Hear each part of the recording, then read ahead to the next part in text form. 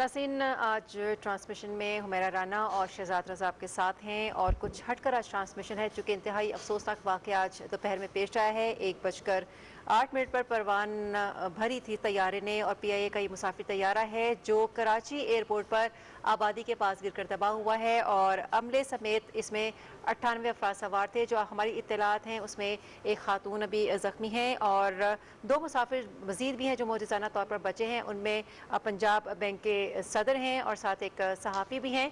उनका इलाज मौलजा जारी है, लेकिन दूसरी जानिब हम ये भी देख रहे हैं कि जो पाक फ़ौज है, रेंजर्स हैं, सिविल इदारे हैं, उनकी इमदादी सरगर्मियाँ भी जारी हैं। इंतहाई अफसोसनाक नाज़रीन ये वाक़या है और डेफिनेटली शहजाद हम ये देख रहे हैं कि लोग अपने प्यारों के साथ ईद मनाने के लिए डेफिनेटली जा रहे होंगे। किसको क्या पता था कि ये मुसाफिर तैयारा जो है वो हादसे का शिकार हो जाएगा। अल्लाह ताला से उनकी दर्जात की बुलंदी के लिए दुआ गो हैं। यकीनन जाँ भाग होने वाले सारे जो अफराद हैं जिनमें से कुछ बच भी गए होंगे मौजूदाना तौर पर, लेकिन जो अफराद जाँ भाग हो गए हैं वो तमाम अफराद जो हैं वो शहीद हैं। जी बिल्कुल, और इंतहाई अफसोसनाक वाक़या ये ईद से चंद रोज़ कबल पेश आया और हम बराबर के उनके दुख में शरीक हैं। जो लोग इस दुनिया में नहीं रहे उनकी फ़ैमिली के साथ हम कंडोलेंसेस करते हैं और जो मौजूदाना तौर पर लोग बच गए हैं उनके लिए हमारी दुआ है कि वो जल्द सेहतयाब हों। और इस पर अभी थोड़ी देर पहले चेयरमैन PIA प्रेस कॉन्फ्रेंस कर रहे थे। उन्होंने कहा कि इस पर एक इंडिपेंडेंट इंक्वायरी होगी और ये पता लगाया जाएगा कि ये हादसा क्यों कर पेश आया। अब तक की जो इत्तलात हैं वो अनऑफिशियल वो यही कहती हैं कि जब तैयारा लैंडिंग के करीब पहुंचा तो उसका लैंडिंग गियर यानी कि उसके पहिए नहीं खुले, जिसकी बुनियाद पर कंट्रोल टावर ने उसको कहा कि आप दोबारा से एक राउंड करें। और जब वो दोबारा राउंड करके रनवे की तरफ आ रहा था तो उससे पहले ये हादसा पेश आया। अब ये कैसे पेश आया, क्या उसका इंजन फेलियर हुआ या पायलट ने उसका कंट्रोल लूज़ कर दिया, ये तो जब इंक्वायरी होगी उस वक्त ये पता चलेगा। लेकिन पाकिस्तान में बल्कि दुनिया भर में जो तैयारों के हादसात हैं उनकी एक पूरी तारीख है। पाकिस्तान में भी ये वक्तन फ़वक्तन हादसात पेश आते रहे हैं, इस पर इंक्वायरीज़ भी होती हैं। लेकिन कोई हतमी तौर पर हुमैरा ये नहीं कह सकता कि कोई तैयारा कितना महफूज होगा कि एक दफ़ा आप कई हज़ार फुट की बुलंदी पर चले जाएं और 800 से 1000 किलोमीटर फ़ी घंटा की स्पीड से अगर वो तैयारा उड़ रहा हो तो फिर बहुत सारे उसमें कॉम्प्लिकेशंस भी होती हैं। उसको परफेक्ट रखने के लिए उसकी चेकिंग भी होती है। ये भी देखना पड़ेगा कि आखिरी बार इसकी कब चेकिंग हुई थी। बहुत सारी अनऑफिशियल ख़बरें ज़राए के ज़रिए मीडिया रिपोर्ट कर रहा है कि आया उसकी कोई तकनीकी ख़राबी थी, उसमें उसकी सही तौर पर उसकी जो है वो मेंटेनेंस नहीं की गई या उसमें कोई ऐसे पुर्जे थे जो मंगवाने थे लेकिन वो नहीं मंगवाए गए। तो कबल अज़ वक्त है सारा कुछ कहना। एक दफ़ा इंक्वायरी रिपोर्ट का इंतज़ार हमें करना होगा, उसके बाद ही कोई हतमी तौर पर बात की जा सकती है। उससे पहले कयास आराइयाँ करना मुनासिब नहीं है। और मीडिया ख़ास तौर पर एक बात और मैं मॉनिटर कर रहा था ये सारा जब से ये वाक़या पेश आया तो मैं नाम नहीं लूँगा, एक मीडिया आउटलेट ने रिपोर्ट चलाई कि तमाम जितने मुसाफिर उसमें सवार थे बशमूल जो क्रू मेंबर हैं वो जाँ भाग हो गए। इसमें बाद में पता चला कि कुछ सर्वाइवर भी हैं। मतलब इतनी गैर मुनासिब रिपोर्टिंग भी मुनासिब नहीं होती। और इस वक्त जो भी हमें हमारे पास अदाद शुमार आ रहे हैं, हमें कोशिश करनी चाहिए कि हम सरकारी ज़राए पर इसलिए उनको रिपोर्ट करें, सिर्फ़ और सिर्फ उनको करें क्योंकि उन लोगों की एक्सेस है उस तक। और अपने तौर पर यकीनन बहुत सारी बातें की जा सकती हैं, कयास आराइयाँ की जा सकती हैं, ज़राए के ज़रिए चीज़ें चलाई जा सकती हैं, लेकिन कुछ इंतज़ार करके अगर आप ऐसी खबर देंगे कि जो बाद में गलत साबित हो तो एम्बेरसमेंट भी होगी। और सोचें क्योंकि इंसानी जानों का मसला है इस वक्त, और जो लोग इस तैयारे में जो सफ़र कर रहे थे यकीनन उनके जो लवाहिकीन हैं वो इस इंतज़ार में होंगे कि सर्वाइवर में शायद उनके लोग भी हों। लेकिन फ़िलहाल हमें सिर्फ़ और सिर्फ सरकारी अदाद शुमार पर ही इन्हिसार करना है जब तक हमारे पास कोई हतमी तौर पर इत्तलात नहीं आ जाती। और शहजाद हम देख रहे हैं चूँकि जैसा हमने आपको पहले भी बताया कि 1:10 पर उड़ान भरी थी इस तैयारे ने और 2:35 पर चूँकि बिल्कुल कराची एयरपोर्ट के करीब था जहाज़, वहाँ पे ये लैंडिंग के दौरान चूँकि उसके जो व्हील गियर था वो नहीं पूरी तरह से खुल सका, दोबारा चक्कर भी लिया गया। शायद ये चक्कर लेने की एक वजह ये भी शहजाद हो सकती है कि जो उसके अंदर फ्यूल टैंक होता है उसको यही करते हैं कि ज़्यादा से ज़्यादा जो आपका फ्यूल है उसको यूटिलाइज़ कर लिया जाए ताकि कम से कम अगर ये गिरता भी है जहाज़ तो कम से कम नुकसान हो। जी। लेकिन हम ये भी देखें जो कि CEO हैं air marshal retired Arshad Malik, उन्होंने यही कहा है कि जहाज़ मुकम्मल तौर पर महफूज था और यकीनन पूरी इंक्वायरी जो है वो होगी। इसका ब्लैक बॉक्स भी मिल चुका है, कॉकपिट में जितनी बातें भी हुई आखिरी लम्हात पे वो उसमें रिकॉर्डेड होंगी। उसके बाद ही कुछ तहकीकात आगे बढ़ सकेंगी। लेकिन जो अफराद फौत हो चुके हैं, जो जाँ बाक हो गए हैं, गो के वो वापस नहीं आ सकते, लेकिन डेफिनेटली हर आंख इस पर अखबार है। उनका ये भी कहना था कि इंक्वायरी में जो सिविल एविएशन के लोग हैं उनका कोई भी किरदार नहीं होगा, लेकिन जब तक ब्लैक बॉक्स नहीं हो जाता, डी कोड नहीं हो जाता, तब तक तहकीकात जो है आगे नहीं बढ़ सकती। जी लेकिन उसके फौरन बाद जैसे ही हकायक सामने आएंगे वो आवाम के सामने जरूर रखे जाएंगे। जी बिल्कुल। और ये एयरबस का तैयारा था और ब्लैक बॉक्स उसी कंपनी के पास। जी, ब्लैक बॉक्स वही कंपनी डिकोड करती है जिसकी ये तैयारा है या जिन्होंने ये एवियोनिक्स वगैरह सप्लाई किए हों, और उसमें टाइम लगता है क्योंकि ये भेजना पड़ेगा मुल्क से बाहर, और उसके बाद जब भी ये डिकोड होकर वापस आएगा तो फिर सही तौर पर अंदाज़ा होगा कि क्या गुफ्तगू हुई और वजह क्या थी इस तैयारे के तबाह होने की। ज़ीशान अहमद साहब हमें ज्वाइन कर रहे हैं, पाकिस्तान टेलीविजन न्यूज़ के नुमाइंदा हैं कराची से। बहुत शुक्रिया ज़ीशान, आप लोकेशन पर भी गए होंगे, आपकी आला हुकाम से भी वहाँ पर गुफ्तगू हुई होगी। अभी तक थोड़ा सा पहले बता दें ये सर्वाइवर कितने हैं और जो भी इनिशियल इंफॉर्मेशन आपसे शेयर की है इस वक्त ऑफिशियल्स ने, वो भी जरा हमसे शेयर कीजिएगा। तो जी अब तक जो जैसे सानिया है, आज सारा दिन ही हमारा वहाँ पे हो गया। ये बड़ा सानिया है जिसमें हर आंख जो है अशबार है, और चूंकि ईद का भी दिन है और ये लोग जो है ईद मनाने ही कराची आ रहे थे, लाहौर से कराची की तरफ आ रहे थे, तो इस कहानी में हर आंख की अखबार है। इसके अलावा जो आबादी के वगैरह से भी काफी नुकसान हुआ है। तो यहाँ पे आपको बताना चलूँ, अभी तक जो इतलात है इसके अंदर 2 सर्वाइवल की अभी तक हमें इतलात राइयाँ मिली है जो कि हैं, और जो जिनको अस्पताल में मुंतकिल किया गया है उनको सर्वाइव किया है। इसके बाद काफी जख्मी जो है उनको भी मुख्तलिफ अस्पतालों में जो है वो ले जाया गया है, और अस्पताल में, जिला अस्पताल में और CMH के अंदर सिविल अस्पताल में, अस्पताल में जेर इलाज है, उनकी अभी रेस्क्यू जारी है। उसके बाद ही कुछ कहा जा सकता है। बाकी रेस्क्यू ऑपरेशन अभी तक जारी है, जबकि यहाँ पे काफी तुरंत जो है पाकिस्तान रेंजर्स, पाक आर्मी, क्विक रिस्पांस फोर्स ने और संभाल लिया था, सिविल इंतजाम के साथ मिलकर इमदादी कार्रवाइयों में हिस्सा लिया था।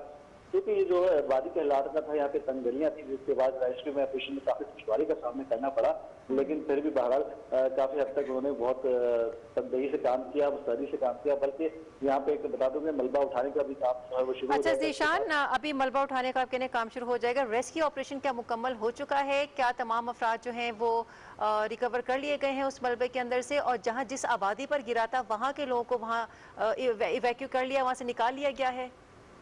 देखिए, आपको जरूरत में लोकेशन समझा दूं कि एयरपोर्ट से करीब के बिल्कुल इलाका है, रनवे से बहुत ही करीब इलाका है, जिसमें घर बने हुए हैं 120 और 200 गज के मंजिला 2 इमारतों के घर बने हुए हैं, जो ये पूरा मुस्तसिल होते हैं के साथ मिले होते घर हैं।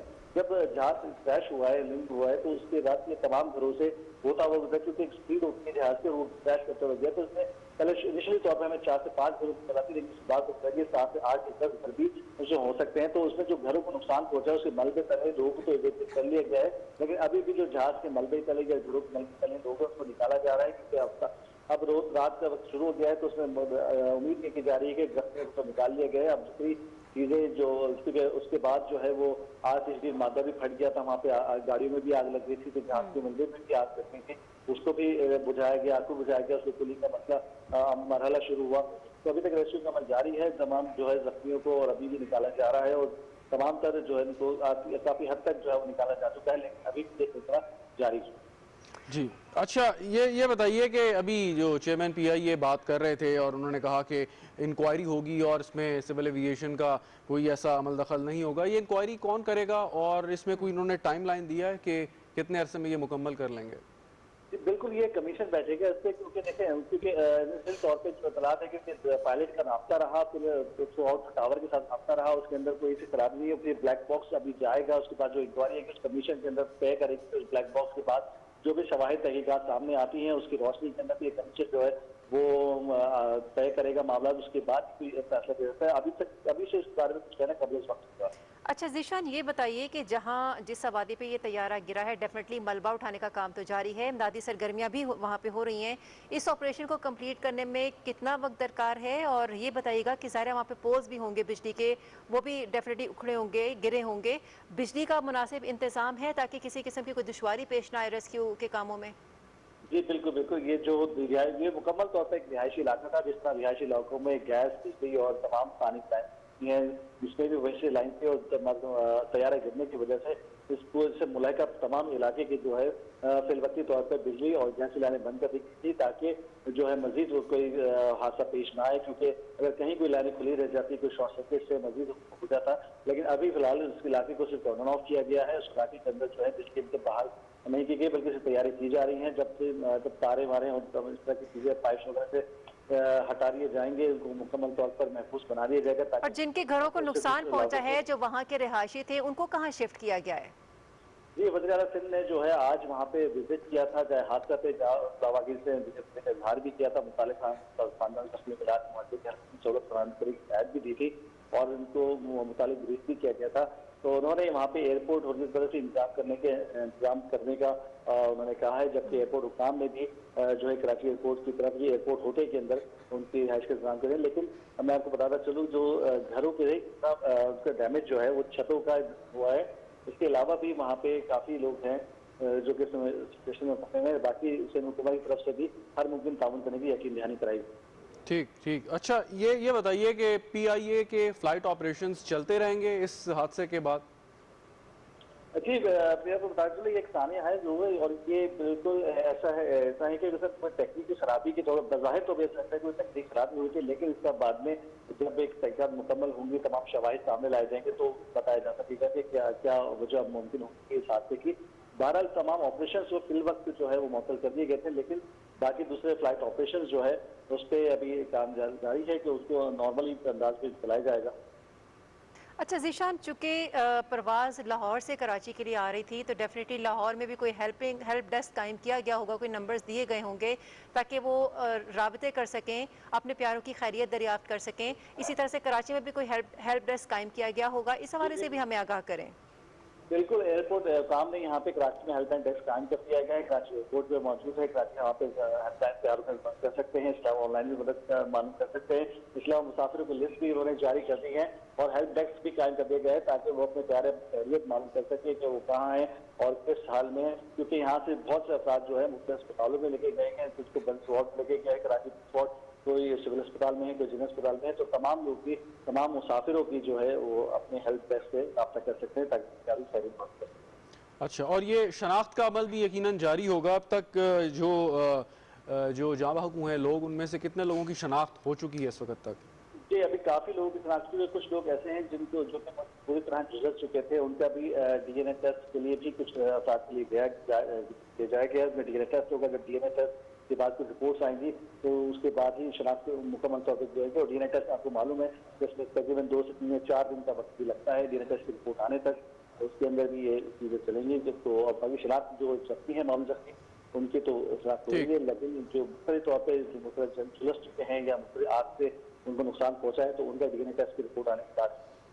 अच्छा, एक सवाल हुमैरा मैं पूछना चाहूँगा, वो ये कि आपने शुरू में ज़ीशान कहा था कि ज़ख्मियों को मुंतकिल किया गया है अस्पताल में, तो क्या सर्वाइवर्स जो हैं वो 2 से 3 ही हैं या और भी ज़ख्मी लोग हैं कि जो शायद क्रिटिकल कंडीशन में हों?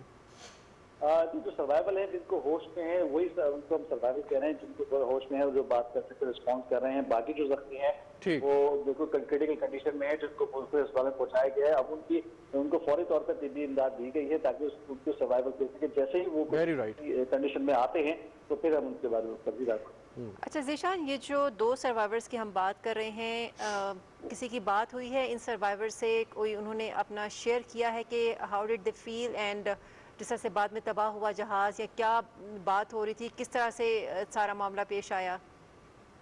मेरा ये जो मुसाफिर हैं, इनसे तो खैर बात हुई थी, ये खुद भी एक शॉक में है और खुद भी जख्मी तो हैं, लेकिन अभी उस कंडीशन में नहीं है कि वो बता सके। हाँ, एनी शाहिदी से हमारी वहाँ के जो एनी शाहिदीन है, उन्होंने जरूर बताया कि जिस तरह से जहाज देखा गया तो बड़ी जोर से आवाज आई और उनको लगा कि क्या गिरी है, और बड़े धमाके के साथ आवाज आई। और जब वहाँ पे पहुंचे तो देखा कि आग की फैली हुई थी, मुख्तलिफ घर तबाह हुए थे। उस वक्त शुरू में तो इनिशियल तौर पर समझ में आया कि वे काले काले माथे के धुएं उठ रहे थे, बहुत एक अफरा तफरी मची हुई थी वहाँ पे। उसके बाद से थोड़ा सा जब रेस्क्यू टीमें पहुंची हैं, जब पागरमी जवान पहुंचे, एहलकार पहुंचे हैं, उसके बाद पाक नेवी के फायर फाइटर्स और पाक आर्मी के फायर टेंडर्स भी पहुंचे हैं, एम्बुलेंस जख्मियों को करीब अस्पतालों में पहुंचाया है। तो उसके बाद जो है वो आग पे काबू पाया गया, फिर उसमें कूलिंग का मसला हुआ, तो कुछ सूरत हाल सामने है। अच्छा, ये बताइए कि जो पायलट हजरात की ये ट्रेनिंग होती है कि कभी ऐसी सिचुएशन में वो अगर घिर जाएं तो कोशिश है कि वो आबादी से दूर ले जाएं तैयारे को, कि ताकि बचने के चांस भी ज़्यादा हों और आबादी पर भी कोई नुकसान ना हो। तो ये कितना करीब है एयरपोर्ट, इस जो ये भी लोकेलिटी है जहाँ पे ये गिरा है, कितना फासला है रनवे और इन घरों में? रनवे और इन घरों से बता दूं सिर्फ 10 सेकंड का फासला बता है। 10 सेकंड, अगर 10 सेकंड के अगर थोड़ा सा जहाज सर्वाइव कर जाता तो ये रनवे पर ही गिरता, और वहाँ पे रनवे से बहुत ही करीब था। ये रिहायशी इलाका बिल्कुल रनवे से स्टार्टअप पे ही शुरू हो रहा था, लेकिन बदकिस्मती से इस जहाज में हादसा होना था, तो ये बदकिस्मती से ये आबादी पे था। और इसके अलावा अरशद मलिक साहब ने भी, मार्शल अरशद मलिक साहब ने भी अपनी प्रेस कॉन्फ्रेंस में भी यही बात का इजहार किया कि जो पायलट तमाम तरबियत याफ्ता पायलट हैं, उनकी ट्रेनिंग होती है, उसके बाद वो टेक ऑफ करते हैं तो साइन करते पूरा चेक किया जाता है। इसके अलावा भी चेकिंग होती है जब पायलट जब कोई भी जहाज। अच्छा ज़ीशान, कुछ ऐसी भी खबर थी कि चूंकि 2014 का जहाज़ था और जिस तरह सीईओ ने भी बात की, वो कहते कि जहाज़ सबसे ज़्यादा महफूज था, लेकिन कुछ ऐसे चैनल्स पे खबर ये भी चली कि तैयारे की उड़ान से पहले उसमें कोई फ़नी खराबी मौजूद थी। क्या इसमें सदाकत है? मेरा अगर ऐसा होता तो एसओपीज जो आएंगे बड़ी सख्त हैं, सिविलेशन के एसओपीज उसमें काफी सख्त हैं। अगर कुछ ऐसी चीज की उड़ान से पहले कोई तकनीक खराब आती है तो उसके अंदर पायलट फौरी तौर पर जो मुतला करते हैं, उसके बाद उसको कैंसिल कर दिया जाता है, चेंज कर दिया जाता है, या कुछ फ्लाइटें ताखिर भी कर दी जाती हैं। लेकिन कुछ जो बाज मीडिया पे चलने वाली चीजें हैं उनकी तो खैर मैं नहीं कह सकते क्या मुझे के खिलाफ है, लेकिन जो एसओपीज है वो बड़ी सख्ती से फॉलो की जाती हैं। और इस बात के जब ये जहाज वहाँ से उड़ा तो जो अरशद मलिक साहब ने भी इसका बयान किया, जो वहाँ से उड़ाया गया तो उसमें कोई ऐसी चीज नहीं सामने आई थी। अगर इस तरह की कोई चीज पहले सामने आ जाती तो यकीनन उसके जवाब किया जाता जी। इस तरह की कोई चीज का। अच्छा ज़ीशान, आप कराची के रिहायशी हैं, ये बताइए कि ये रनवे एक्सपेंड होकर आबादी के करीब आ गया या आबादी बढ़ के रनवे के करीब आई? नहीं, थोड़ा सा रनवे को थोड़ा सा बढ़ाया गया। आबादी का जो है वो पड़नाव पे वो उसी अहाते के अंदर है। उसके बाद एक इंडोर सर्विसेज हैं, उसके बाद एक जंगला, उसके बाद एक कच्चे की जमीन है, उसके बाद एक रनवे शुरू होता है। तो प्रॉपरली एक चीज बनाई हुई है, कोई भी चीज एक्सटेंड नहीं हुई है। उसके अंदर जो भी इसके कवानीन है, कवानीन के मुताबिक उसकी आबादी है, बल्कि उस आबादी के अंदर बहुत ज्यादा हाइट के मकानात भी तामीर नहीं किए जा सकते। सिर्फ ग्राउंड प्लस 2 के मकान की तामीर की इजाजत है। इसके अलावा उससे ज्यादा उसे हाई रेंज बिल्डिंग नहीं बनाई जा सकती। उस पूरे इलाके के अंदर जो इससे ज्यादा हाई रेंज बिल्डिंग नहीं बनाई जा सकती। साहब, ये बदकिस्मती से ये हादसा होना था तैयारा एयरबस 330 का, जो कि 1:10 पर लाहौर से उड़ा था कराची के लिए, और इसमें तकरीबन 91 मुसाफिर सवार थे और हमले के साथ अरकान भी मौजूद थे। बस लैंडिंग से चंद लम्हों ही पहले, 10 सेकंड पहले अगर हम बात करें तो इस हो जाती तो शायद ये लैंडिंग पे गिरता या इसके ग्राउंड में या रनवे के ऊपर शायद कुछ होता तो शायद इसमें बहुत सारी जानों का नुकसान से हम बच जाते। ज़ीशान, कौन कौन से हॉस्पिटल्स ले जाया गया है जख्मियों को? ये तमाम सरकारी अस्पताल जितने बड़े अस्पताल है, आरकान, सिविल अस्पताल, जिला अस्पताल, AMH अस्पताल, सब में इनको लाया गया है।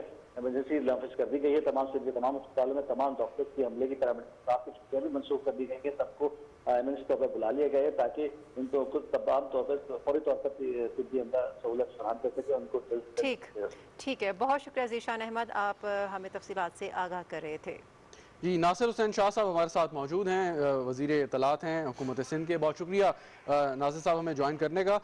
बड़ा अफसोसनाक वाक़या आज ये पेश आया, और इससे पहले कि आपसे मज़ीद सवाल करें, एक आखिरी सवाल जो मेरे अभी नुमाइंदे ज़ीशान साहब हमारे साथ थे कि आम तौर पर जो एयरपोर्ट हैं आइडियली वो आबादी से दूर होने चाहिए, लेकिन अनफॉर्चुनेटली ये बिल्कुल करीब था। और जो रिपोर्टर हमारे बता रहे थे कि रनवे और आबादी में सिर्फ 10 सेकंड का फ़र्क था, यानी कि अगर 10 सेकंड का फ़र्क पड़े तो तैयारा आम हालात में भी ये हादसा पेश आ सकता है। इस बारे में पहले क्या कहेंगे आप शाह साहब? बिस्मिल्लाहिर्रहमानिर्रहीम, अल्लाहुम्मा सल्ली अला मुहम्मद व आले मुहम्मद। ये बिल्कुल आप सही कह रहे हैं कि ऐसा ही है, और ये दूर होने चाहिए। लेकिन एयरपोर्ट उस वक्त भी जब बना था तब तो वैसे मेन सिटी से, मेन एंटर से तो दूर था, लेकिन आबादियाँ उस वक्त भी थी, और फिर तो और मजीद भी आबादियाँ बढ़ गई और हादसा होते हैं। लेकिन अभी ये भी होना चाहिए कि एयरपोर्ट बाहर हो। लेकिन ये जो हादसा हुआ है ये कोई इस वजह से नहीं हुआ कि कोई बिल्डिंग की वजह से या दीगर, ये तो भी तहकीकात हो रही हैं, सारी चीजें सामने आएंगी। बाद में सारा पता चलेगा। लेकिन होना यही चाहिए कि एयरपोर्ट जो है वो आबादी से दूर होने चाहिए, इसमें कोई दो राय नहीं है। जी। बेहतर तो यही है कि आबादी से दूर होनी चाहिए। अच्छा नासिर साहब, चूंकि जब रिहायशी कॉलोनियाँ बनती हैं तो सबसे पहले नक्शा तैयार किया जाता है, तो डेफिनेटली ये एयरपोर्ट भी मौजूद था। तो जब ये रिहायशी घर बन रहे थे, क्या उस वक्त इस चीज़ को मद्देनजर नहीं रखा गया या रखा जाना चाहिए था? और अब फ्यूचर में इस तरह के मजीद नुकसान से बचने के लिए हुकूमत सिंध क्या करेगी? देखिए, ऑलरेडी ये कानून मौजूद है कि एयरपोर्ट की फसाई में कोई भी बिल्डिंग जो बनती है उसके लिए एनओसी और non objection certificate civil aviation के बगैर इजाजत नहीं दी जाती। और कोई भी ऐसी इमारत जो इस रूट के इर्द गिर्द हो, वो ऐसी, मेरे ख्याल में ऐसी कोई बिल्डिंग बड़ी नहीं है, हाई राइज बिल्डिंग नहीं है। एक रेशो वहां से तय हुआ है कि ग्राउंड प्लस जो 2, 3 या कुछ भी कह लें, वो तो उसमें एनओसी की इजाजत नहीं होती। लेकिन उससे मजीद अगर कोई हाई राइज करना चाहे तो उसको वो बहुत जरूरी होती है। तो ये ऑलरेडी रूल्स हैं, लेकिन मजीद भी इनको बेहतर किया जा सकता है। लेकिन ऐसा नहीं है कि ये कोई कानून मौजूद नहीं है, और इस कानून की वो भी नहीं होती, वायोलेशन भी नहीं होती, किसी को भी इजाजत भी नहीं दी जाती कि वो इस तरह की चीजें वहां पे बनाए। ठीक, आपने सही कहा शाह साहब कि ये वजह कोई रिहायशी आबादी या बिल्डिंग की हाइट नहीं थी, लेकिन अगर ये आबादी कुछ दूर होती रनवे से तो कम से कम वो लोग या उनकी जो प्रॉपर्टी है वो बच जाती, जो इस तैयारे हादसे का शिकार हुए, जो ऑन ग्राउंड थे वो लोग। तो हम सबक सीखते हैं हर ऐसे वाक़े से, ऐसे हादसात से। तो आपके ख्याल में कि अब इस पे कुछ काम होना चाहिए कि कोशिश करें कि आबादी को दूर ले जाएं या एयरपोर्ट को? हाँ, देखिए, आबादी को तो यहाँ से दूर इसलिए नहीं लेके जा सकता कि बहुत ही गुंजान आबादी है इनके इर्द गिर्द, बल्कि कंटोनमेंट भी हमारी वहाँ पे है, मलिर कंटोनमेंट जो है। तो ये सारी चीजें नहीं, अब एयरपोर्ट का जरूर सोचा जा सकता है कि कहीं बाहर बनाया जा सके, नई चीज तो बनाई जा सकती है, लेकिन इतनी बड़ी लाखों लोगों को तो कहीं पे मुश्किल है रिलोकेट मुंतकिल नहीं किया जा सकता। अच्छा नासिर साहब, चूँकि आपके पास इस वक्त क्या इत्तलात हैं, कितने अफराद, चूँकि 91 इसमें मुसाफिर थे और बाकी 7 अमले के अरकान थे, आपके पास क्या इत्तलात हैं कि कितने मुसाफिर जो हैं वो जाँ बाक हो चुके हैं, कितने ज़ख्मी हैं? और चूँकि अब रात हो चुकी है तो वहाँ पर डेफिनेटली सहूलियात जैसे लाइट वहाँ पर नहीं होगी, तो उस हवाले से मलबे को हटाने के लिए, रेस्क्यू ऑपरेशन को कम्प्लीट करने के लिए कितना वक्त दरकार होगा? और जो ज़ख्मी हुए हैं, जो जाँ बाक हुए हैं, उनकी क्या आपके पास मालूमात हैं? जी, इस वक्त भी वहाँ पे रेस्क्यू ऑपरेशन जारी और सारी है। वहाँ पे जनरेटर्स वगैरह प्रोवाइड कर दिए गए हैं, रोशनी का मुकम्मल तौर पर इंतजाम है, और पाक फौज के जो एक्सपर्ट हैं वो भी काम कर रहे हैं, रेंजर, सिंध पुलिस या डिस्ट्रिक्ट एडमिनिस्ट्रेशन हमारी, फिर पीडीएमए का अमला, दीगर फलाई इदारे, बीपी, चीपा या और लोग भी वहाँ पे जो टेक्निकल उनके स्टाफ हैं वो वहाँ पे काम कर रहे हैं। और इस वक्त भी मलबा हटाया जा रहा है, कोशिश की जा रही है कि ज्यादा से ज्यादा जो बॉडीज हैं, अल्लाह करे उनमें जख्मी हो ज्यादा, जिनकी जान बच सके। हतमी तौर पर जो इस वक्त जख्मी है, इस बदकिस्मत प्यारे के 2 जो खुशकिस्मत लोग हैं, वो तो है, एक खातून के लिए बताया जा रहा है लेकिन अभी वो कंफर्म नहीं हो सका। तो एक से तो सीएम साहब खुद मिल चुके हैं, एक जख्मी से मैं भी मिल के आया हूँ और सईद गनी साहब भी, तो वो दोनों बिल्कुल ठीक हैं काफी हद तक। बाकी अभी अल्लाह करे, आपके तवज्जुह से भी सबसे रिक्वेस्ट करते हैं कि सब दुआ करें कि ज्यादा लोग ऐसे हों जो जख्मी हों, जिनकी जानें बचाई जा सके। तो ये हमारे 2-3 हॉस्पिटल्स हैं, वहाँ पे इनको मुंतकिल किया जा रहा है, लेकिन अभी तक काम चल रहा है रेस्क्यू का, तो इसलिए कोई हतमी बात बता नहीं सकते।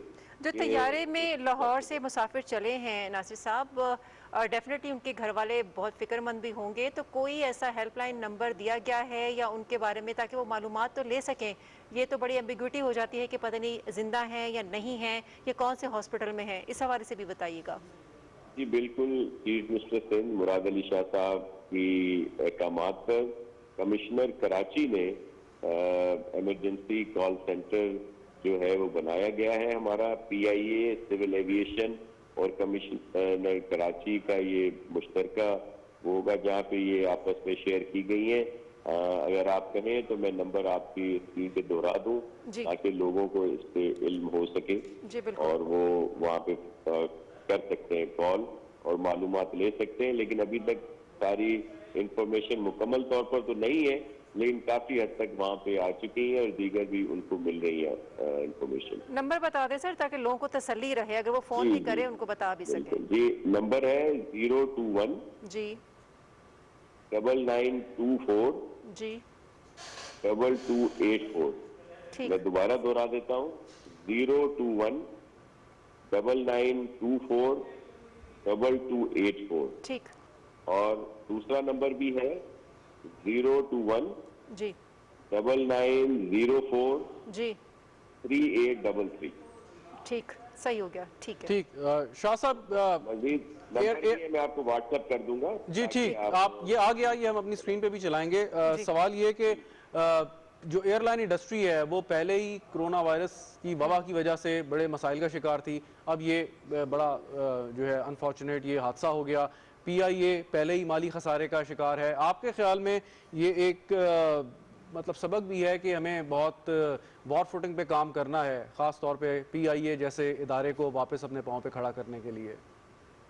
जी बिल्कुल, पीआईए एक हमारा निशान हुआ करता था पाकिस्तान का और इंतहाई बेहतरीन एयर सर्विस थी, लेकिन बाद में जवाल पजीर हुई। अल्लाह करे कि इसमें बेहतरी आए, तो हम तो हर लिहाज से दुआ भी करते हैं और जो हमारे बस में होगा हम सपोर्ट भी करेंगे जी, लेकिन इंडस्ट्री बेहतर हो सके। मतलब कई सियासी हुकूमतें आई, कोशिश की, आप लोगों की भी हुकूमत थी, आप लोगों ने भी यकीनन कोशिश की होगी, लेकिन वो जो इसकी रिवाइवल उस तरह हो नहीं पाई, वजह क्या थी आपके ख्याल में?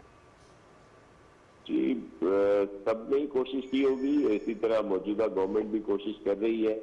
एक तो कंपटीशन बहुत ज्यादा आ गया है, दीगर जो एयरलाइंस हैं उस तरह की ममालिक की हैं जिनके पास बहुत ज्यादा फंड्स हैं हमारी निस्बत, तो वो तो उस पर इस तरह इन्वेस्ट कर रहे हैं, लेकिन हमारे यहाँ फंड्स की कमी भी है, फिर कुछ और अवामिल भी होंगे जिसकी वजह से ये हुआ है। लेकिन हम दुआगो हैं कि हमारी ये जो एक बहुत अच्छा नाम था वो उसमें बेहतरी आए और उसकी सर्विस भी बेहतर हो और उसका हद मयार भी बेहतर हो। ठीक ठीक, बहुत शुक्रिया नासिर हुसैन शाह साहब, वज़ीर इत्तलात सिंध हुकूमत हमारे साथ मौजूद थे, गुफ्तगू कर रहे थे। मज़हर अब्बास साहब ने हमें ज्वाइन किया है, सीनियर सहाफ़ी हैं, तज्ज़ियाकार हैं। बहुत शुक्रिया मज़हर अब्बास साहब। बड़ा अफसोसनाक वाक़या ये पेश आया और अभी चीफ मिनिस्टर साहब सॉरी इंफॉर्मेशन मिनिस्टर साहब हमारे साथ मौजूद थे और उनसे मैंने यही सवाल किया कि आम तौर पर अगर आप ट्रैवल करें और किसी ऐसे मुल्क बड़े जदीद ममालिक में जाएँ तो एयरपोर्ट बहुत दूर बनाए जाते हैं और शायद ये एयरपोर्ट भी आप कराची के रहने वाले हैं, आबादी से दूर हो, लेकिन फिर आबादी बढ़ के आ गई, तो वजह हाइट या वो घर नहीं है जो एयरपोर्ट से करीब थे, लेकिन वो कोलैटरल डैमेज में आ गए। तो आपके ख्याल में ये एयरपोर्ट दूर नहीं होना चाहिए था, और अगर अब ये वाक़े के बाद इस पे सोचना पड़ेगा कुछ ना कुछ?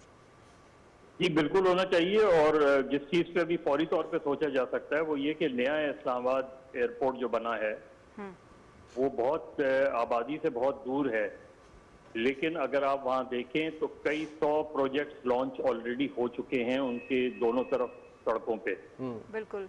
और कम से कम उसको रिव्यू किया जा सकता है, उस चीज़ को रिव्यू किया जा सकता है, इसलिए कि वो उधर हाई राइज भी बनेंगी, बिल्डिंग्स बनेंगी, घर बनेंगे, और इसी वजह से उसकी बेसिक कॉन्सेप्ट ही यही है कि अगर खुदा न खास्ता एक तो ये कि कोई भी हादसा हो जाए या कोई इमरजेंसी हो तो अगर वहाँ आबादी नहीं होगी तो वो किसी भी जगह क्रैश लैंडिंग कर सकता है, या यही प्रॉब्लम है। लेकिन ये जो वाकया हुआ है इसके बाद जो है इस चीज़ को दोबारा देखना चाहिए। अब जिस तेज़ी से यहाँ जो है वो आबादी फैली है उसकी ये जस्टिफिकेशन नहीं हो सकती कि जी चूंकि एयरपोर्ट तो दूर था लेकिन अब शहर में आबादी बढ़ गई तो उधर भी बन गए। इसमें बहुत इंपॉर्टेंट बात यह है कि वो जो ज़मीन है, जो इर्द गिर्द जितनी भी ज़मीन है, वो किसकी ज़मीन थी? वो सिविल एविएशन की ज़मीन थी या किसी और की ज़मीन थी? वो बेची गई, कोई एनओसी लिया गया, और अगर एनओसी दिया गया तो उसके ग्राउंड क्या थे? ये सारी चीज़ें गौर करने की ज़रूरत है। और अगर यहाँ अब इर्द गिर्द आबादी बनी गई है तो एयरपोर्ट के लिए आपको ज़मीन, कराची का मसला ये कि अब कराची से लेके हैदराबाद चले जाएं आपको ज़मीन नज़र नहीं आएगी कि जहाँ आप इतनी बड़ी ज़मीन हो कि जहाँ आप एयरपोर्ट बना सकें। तो ये हमारी बड़ी बदकिस्मती है। और यहाँ सिर्फ यही नहीं होता, सिर्फ 1+2 या 1+3 का मसला ही नहीं होता। यहाँ आपने मैरिज हॉल्स भी बना दिए हैं। अब जब मैरिज हॉल्स बनाएंगे आप, तो वहाँ खाने भी होंगे, वहाँ खाने होंगे, तो फिर कई हादसा हो चुके हैं जो परिंदे टकराते हैं। कई मरतबा इस बात की निशानदेही की जा चुकी है, लेकिन फिर भी इस चीज़ का ख्याल नहीं किया जाता। अच्छा ये मज़हर तो इसका एक साहब, हमने देखा है कि पाकिस्तान इंटरनेशनल एयरलाइंस के बहुत सारे हादसा हो भी चुके हुए हैं, कुछ हमारे इल्म में भी हैं। जैसे एयर ब्लू का भी एक हमने पिछले दिनों देखा था, वाकया पेश आया कुछ सालों पहले।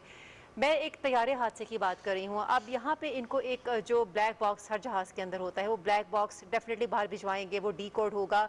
फिर जो पायलट्स के दरमियान जो आखिरी लम्हात में गुफ्तगू हुई कॉकपिट में, वो मंजर आम पर आएगी। इस हकीकत को जानने में आप समझते हैं बहुत वक्त लग जाएगा? ये हकाइक जल्दी सामने आने चाहिए? कितना वक्त दरकार होता है? कब तक आ जाना चाहिए इसका रिजल्ट?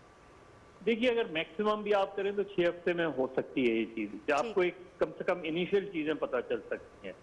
लेकिन इसमें इम्पोर्टेंट बात जो गौरतलब है वो ये कि जो रिपोर्ट्स आ रही हैं वो ये कह रही हैं कि तैयारे ने एक वक्त में आके रनवे को टच किया, और जब रनवे को टच किया तो चिंगारी हुई और उसके बाद उसने दोबारा टेक ऑफ कर लिया।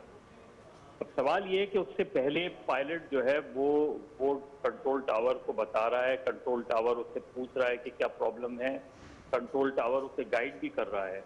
अब वो अगर वो तैयारे ने टच किया है रनवे पे, सवाल ये है कि उस वक्त वहाँ फोम क्यों नहीं बिछा हुआ था, वहाँ दूसरी फायर ब्रिगेड वगैरह क्यों नहीं खड़ी थी, जब आपको ये पता चल गया था कि ये एक जहाज आ रहा है जो प्रॉब्लम में है।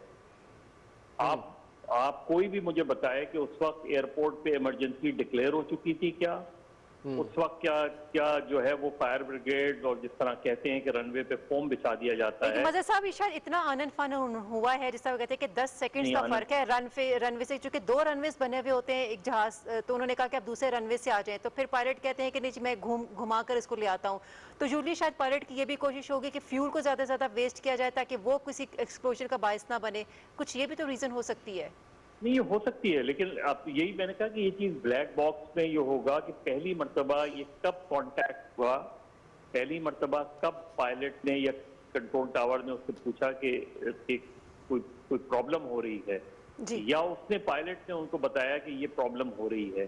तो वो ब्लैक बॉक्स में चीज़ें सामने आएंगी। लेकिन मैं तो सिर्फ ये कह रहा हूँ कि अगर उसने रनवे को टच किया था तो इससे पहले जाहिर है वो जब रनवे को टच कर रहा था तो उस वक्त भी व्हील नहीं खुले हुए थे जी। और अगर व्हील नहीं खुले हुए थे तो उससे पहले उसने यकीनन कंट्रोल टावर को ये बता दिया होगा कि मेरे व्हील नहीं खुल रहे हैं। तो इसका मतलब है वो जो भी हंगामी लैंडिंग कर रहा था, उस हंगामी लैंडिंग की तैयारी एयरपोर्ट पे नजर नहीं आ रही। अच्छा मज़हर अब्बास साहब, जो पाकिस्तान में ये हादसा हुए हैं तैयारों के, उनकी रिपोर्ट्स का अगर एक आप पैटर्न देखें तो उसमें खासा तवील अरसा लगता है और वो तरह तरह के तनाज़ात का शिकार भी हो जाती है, उसमें ट्विस्ट भी आता है, वो समझ नहीं आती उसकी वजह क्या है। तो बड़ा सीरियसली दुनिया में लिया जाता है अगर कोई ऐसे छोटा सा भी हादसा हो जाए, और हम तो बात कर रहे हैं कि 100 के करीब अफराद जो हैं इसमें सवार थे, तो 100 इंसानी जानों की बात हो रही है और मिलियंस ऑफ डॉलर का ये तैयारा भी है, यकीनन PIA को भी उसका नुकसान हुआ होगा, एक रेपुटेशन का बात है, बिजनेस की बात है। तो आपके ख्याल में ये कितनी डिलिजेंटली, स्विफ्टली और ट्रांसपेरेंटली ये चीज़ सामने आनी चाहिए? पहली चीज तो ये कि जो प्राइम इन्वेस्टिगेशन होनी चाहिए उसमें ना PIA का इन्वॉल्वमेंट होना चाहिए, ना एविएशन का इन्वॉल्वमेंट होना चाहिए। एक इंडिपेंडेंट इन्वेस्टिगेशन होनी चाहिए, एक्सपर्ट की भी होनी, जो एक्सपर्ट उसमें शामिल होने चाहिए। इससे पहले जितने भी PIA के हादसा हुए हैं, चाहे काठमांडू का हादसा हो, मेरा ख्याल है गिलगित बल्तिस्तान के करीब जो है जहाज गायब हो गया था, आज तक नहीं पता चला। बिल्कुल ना काठमांडू का पता चला। एयर ब्लू वाले हादसे में बहुत से सवालात सामने आए हैं।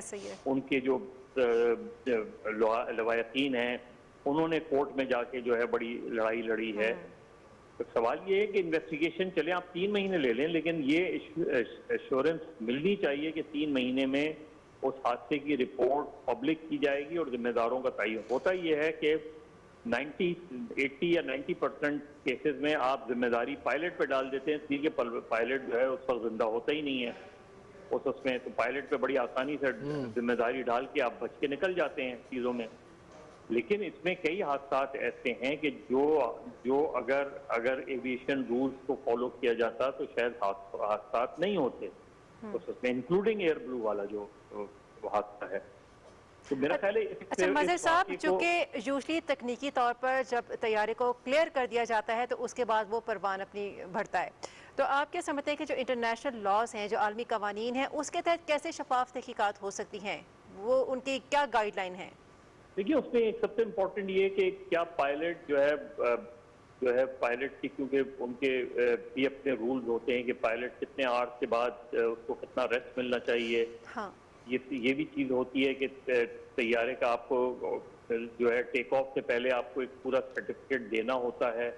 इस सर्टिफिकेट में ये क्लियर हो कि सारा मेंटेनेंस वगैरह हर चीज़ क्लियर है। ज़्यादा चीज़ फ्लाइंग टाइम है, वो ज़्यादा चीज़ इसमें मैटर करती है। जो हम कहते हैं कि जहाज़ की जो उम्र का हम अंदाज़ा लगाते हैं वो उसके फ्लाइंग टाइम से लगाते हैं।